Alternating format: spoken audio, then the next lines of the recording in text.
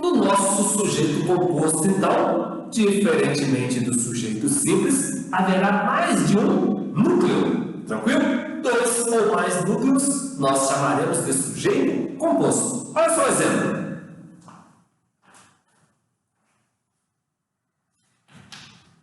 Eu e você compraremos aquele livro. Eu e você compraremos aquele livro. Pessoal, nós compraremos. Não é nós compraremos? Sim, nós compraremos, não é? Então vai ser sujeito oculto, não. Olha só, deixa bem claro para você que eu, você, nós temos ali dois núcleos. Quem compraremos aquele livro? Eu e você. Então, já que há dois núcleos, nós temos sujeito composto. Já aconteceu. Por isso que eu trouxe aquela oração para vocês ali, tá bom? Já caiu em prova. Ele colocou, ó, eu e você compraremos aquele livro. E colocou mais duas orações. Ele começou a fazer ali, nas alternativas, algumas afirmações sobre as três orações que ele colocou. Em uma das alternativas, ele colocou lá: na primeira oração, há sujeito oculto. Pois, compraremos, indica-nos que se refere à primeira pessoa do plural, nós. Aí o camaradinho olhava assim, compraremos, nós compraremos. É verdade, indica a primeira pessoa do plural, nós. Só que é sujeito oculto? Está bem explícito, estava bem explícito o pronome eu e o pronome você. Pronome o quê? Isso, pessoal, no caso reto eu e o nosso pronome de tratamento, você, está na nossa morfologia, ok? Só que aqui serão o nosso sujeito composto.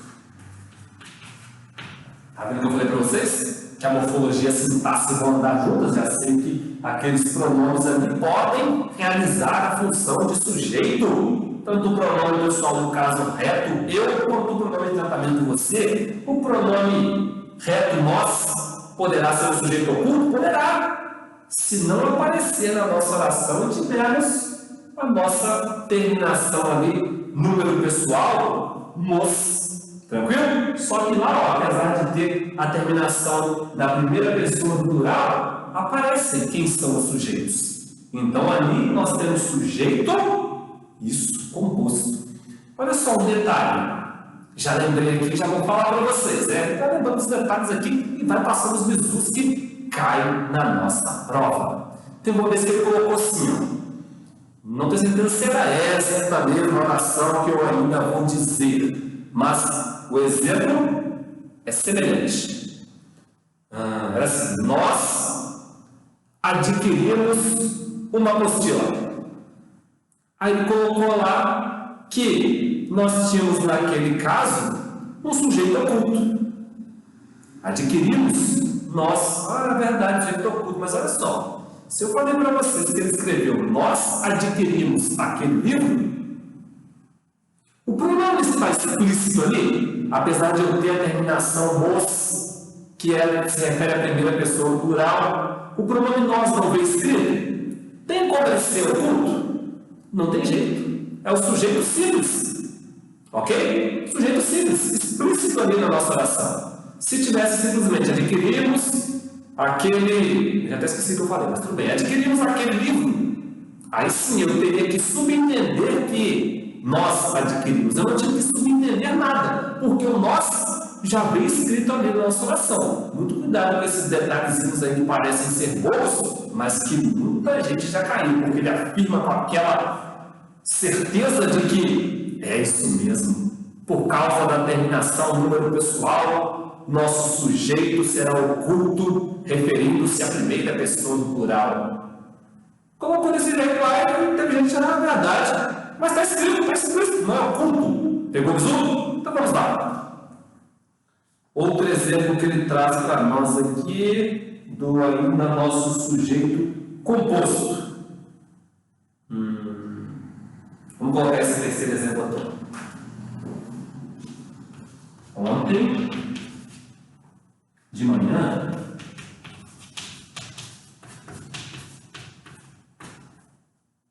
cartas e pacotes chegaram.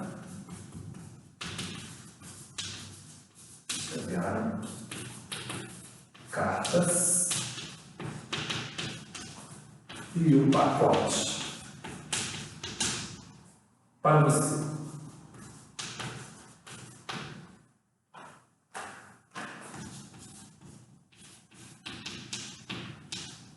Só coloquei aquele exemplo ali para um detalhe. Ontem de manhã chegaram cartas e pacotes para você. Mudou a forma de ação do sujeito? Não mudou, né? Então pergunta. Aqui. Ao vento, está aqui, ó. O que chegaram ontem de manhã para você? Cartas. Um pacote. Então, esses aqui são os núcleos do nosso sujeito. Se há pelo menos dois, nós temos sujeito composto. Mas mudou nada, não mudou nada mesmo, não. A forma de achar o sujeito continua a mesma. Só que lembra, ele trouxe para nós a nossa oração na ordem, isso na ordem inversa, na ordem direta. Olha lá, colocou lá, nós chamaremos lá na frente de junta adverbial, no caso de tempo, circunstância de tempo, depois que colocou o nosso verbo, depois que veio o nosso sujeito. Mas a forma de eu achar o sujeito não muda em nada. Pergunta o que ou quem antes do verbo, desde que o verbo permita, porque naquelas situações os verbos impessoais não nos permitirão. Tranquilo? Então vamos lá. O próximo sujeito que ele traz para nós aqui é o tal do sujeito indeterminado. Dá uma olhadinha. Não aparece na frase. Opa! Não é conhecido. Não é possível saber quem seria exatamente ele ou eles, marcado pela flexão verbal. Então ele coloca para nós aqui, ó, o nosso sujeito indeterminado, ele poderá ocorrer em duas situações. A primeira delas, verbo na terceira pessoa do plural, referência a sem referência a nenhum antecedente. Então, verbo na terceira pessoa do plural, né? Nosso primeiro caso de sujeito indeterminado. Eu vou colocar para vocês aqui o exemplo.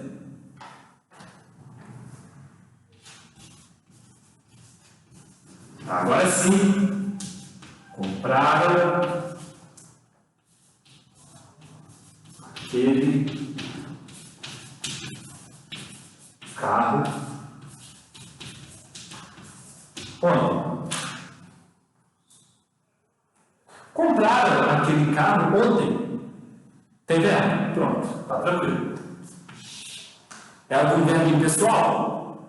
Não é, né? Então posso perguntar: quem compraram aquele carro ontem? Pergunta aqui, ó.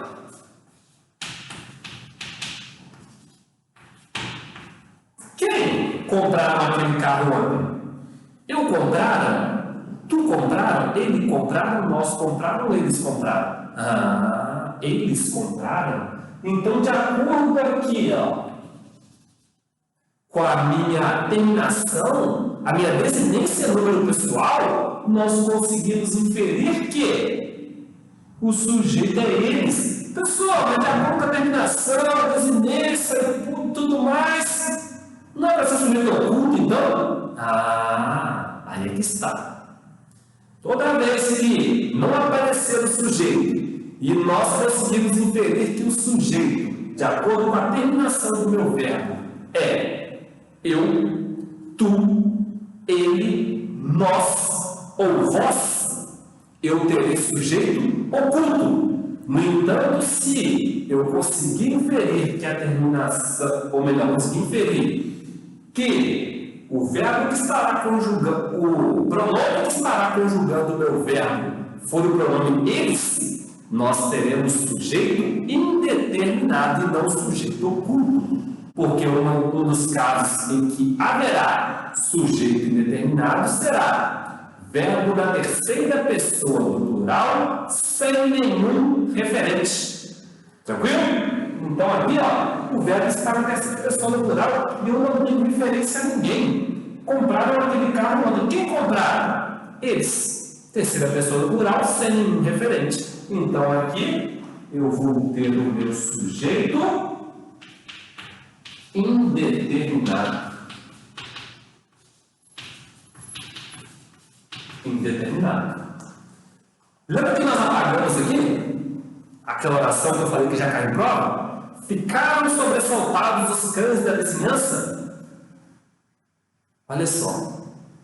Ficaram. Se você colocar um pronome à frente, qual pronome você colocaria? Muito bom, garoto. Muito bom, garota. Eles ficaram. Cabe ali. Cabe mesmo o pronome eles. Então é sujeito oculto. Ou melhor, é sujeito indeterminado.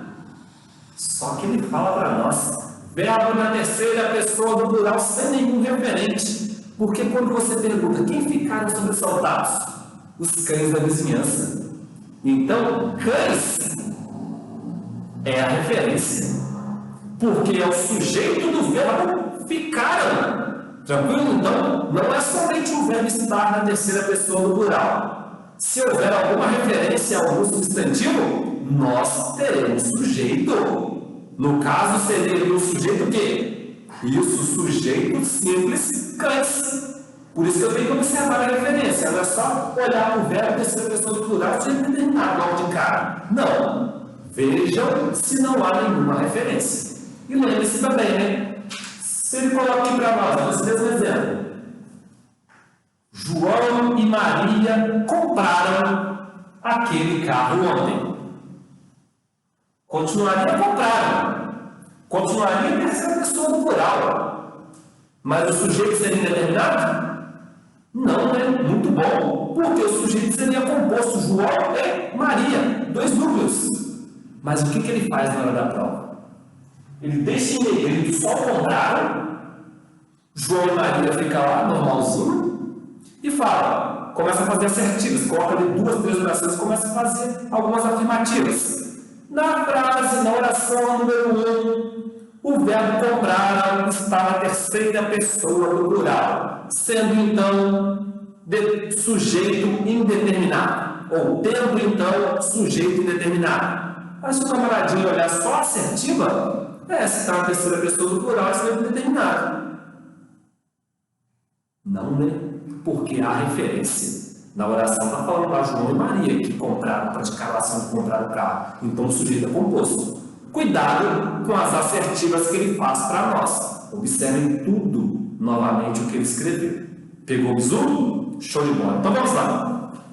Nosso segundo caso de sujeito indeterminado. Verbo na terceira pessoa do singular mais a partícula C. Essa partícula C será tratada como índice de indeterminação do sujeito. Por que eu digo isso? Porque haverá outras partículas C que terão outros nomes e poderá haver sujeito. Mas toda vez que for chamada de índice de indeterminação do sujeito, nós teremos sujeito indeterminado, verbo na terceira pessoa do plural, mais o pronome C. Observe o exemplo.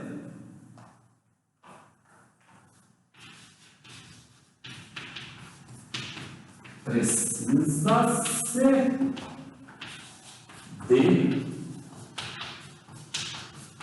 militares. Mandei bem agora, né? Olha, precisa-se de militares. Aí você fala, quem precisa-se de militares vai ser o sujeito?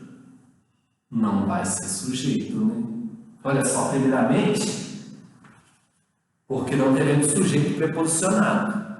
Até porque de militares está complementando o sentido do verbo precisar. Quem precisa, precisa de alguma coisa. Ou seja, de militares nós vamos chamar de complemento do verbo. Ou seja, um complemento verbal. E toda vez que o verbo pedir um complemento, e esse complemento vier com preposição, nós chamaremos esse complemento, sabe de quê? De objeto.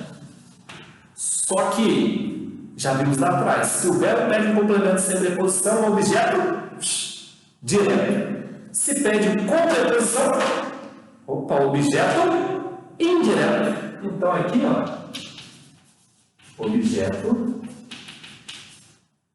indireto, que vai ser o complemento de um verbo que pede esse complemento com preposição. Pessoal, mas alguém precisa de militares? Precisa sim. Eu não sei quem é esse alguém. Por isso que nós o chamamos de sujeito indeterminado. Ok? Sei que alguém está precisando, mas não consigo determinar quem é este alguém. Se são várias pessoas, se é uma pessoa apenas, não sei. Fica indeterminado. Então, nós chamamos esse ser, toda vez que eu não conseguir achar o sujeito do meu verbo, de IIS, índice de indeterminação do sujeito. Tranquilo? Vamos lá.